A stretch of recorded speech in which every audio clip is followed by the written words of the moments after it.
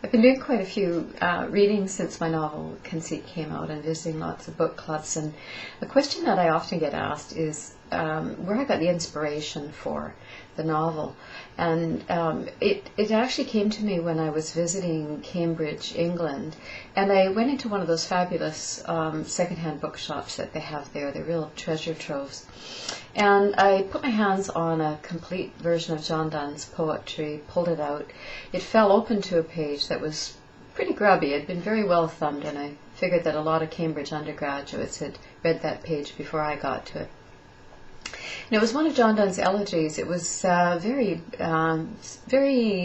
well, almost pornographic, I'd say. And that poem really intrigued me because it was a side of John Donne I didn't know anything about.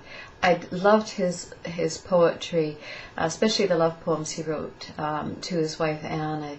I'm fascinated with those since I was a young woman. And now I was seeing a different side of him that really interested me. I knew that he had 7 children that he raised on his own after Anne died. And I really was curious as to what those children would have thought of their famous father, especially when they found out he had wrote these particular poems, as of course children would find out.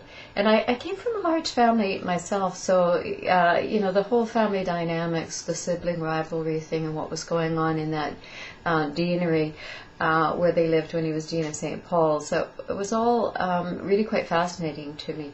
And eventually I focused in on his daughter Peg, about whom very little was known. That made her even more intriguing.